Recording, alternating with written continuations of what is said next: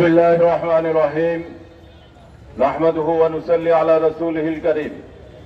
ইসলামী আন্দোলন বাংলাদেশ ঢাকা মহানগর উত্তর দক্ষিণ কর্তৃক আয়োজিত বিবি নূর গণ অধিকার পরিষদের সভাপতির উপর নৃশংস হামলার প্রতিবাদে বিক্ষোভ মিছিল পূর্ব সমাবেশের সংগ্রামী সভাপতি ইসলামী আন্দোলন বাংলাদেশ ঢাকা মহানগর উত্তরের সংগ্রামী সভাপতি কেন্দ্রীয় যুগ্ম মহাসচিব হাফেজ মাওলানা অধ্যক্ষ ফজলবাড়ী মাসুদ, প্রধান অতিথি হিসাবে উপস্থিত আছেন ইসলামী আন্দোলন বাংলাদেশের সংগ্রামী মহাসচিব জননেতা হযরত মাওলানা শাইখুল হাদিস অধ্যক্ষ ইউনুস আহমদ সহ কেন্দ্রীয় নেতৃবৃন্দ, মহানগর নেতৃবৃন্দ, সাথী ও বন্ধুগণ, আমরা গতকাল একটি আজীব আশ্চর্যজনক ঘটনা দেখলাম। যেই সরকার নুরু এবং আমাদের উপর নির্ভর করে একটি সরকার প্রতিষ্ঠিত হয়েছে 24 আগস্ট মাসে, সেই সরকারের পুলিশ পেটুয়া বাহিনী আর দায়িত্বহীন কিছু সেনা সদস্য নূরের উপর নৃশংসভাবে হামলা করেছে। এই হামলা কোথায় কোথায় আঘাত করেছে, লাঠি কোথায় আঘাত করেছে, এতে বোঝা যায় এই হামলা আকস্মিক নয়। হামলা করা হয়েছে মাথায়, যেখানে তার মস্তিষ্কে রক্তক্ষরণ হচ্ছে, হাসপাতালে সে কাতরাচ্ছে, আইসিইউতে ভর্তি হয়েছে এবং একটি মেডিকেল টিম গঠন করতে হয়েছে। এতেই বোঝা যায় তার উপর হামলা আকস্মিক নয়। হামলা কি জন্য হয়েছে?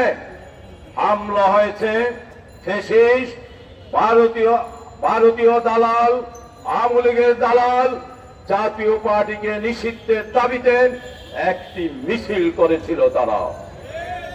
আমরা সেই 14 সন থেকে দেখে আসছি, যতগুলো অবৈধ নির্বাচন হয়েছে প্রত্যেকটি অবৈধ নির্বাচনে জাতীয় পার্টি জিএম কাদেররা সহযোগিতা করেছে। জিএম কাদের আর জাতীয় পার্টি যদি সহযোগিতা না করত, আওয়ামী লীগের সেই সমাধি 2015 সনে হয়ে যেত। নির্বাচনকে গ্রহণযোগ্যতা করার জন্য ভারতের এই দালাল জিএম কাদের আর ভারতের বিটিএম জাতীয় পার্টি বারবার এই দেশের জনগণের সাথে ধোঁকাবাজি করেছে। এই সমাবেশ থেকে আমাদের দাবি হলো জাতীয় পার্টি আর জাতীয় পার্টির যারা সদস্য আছে তাদেরকে, জাতীয় পার্টিকে নিষিদ্ধ করতে হবে। তাদের সদস্যকে কোন প্রকারেই নির্বাচনে অংশগ্রহণ করতে দেওয়া যাবে না, নিশ্চিতভাবে অযোগ্য ঘোষণা করতে হবে। সাথে সাথে এই দেশের সেনাবাহিনী হোক, পুলিশ হোক, কেউ বিচারের ঊর্ধ্বে নয়, সবাইকে তদন্ত করতে হবে।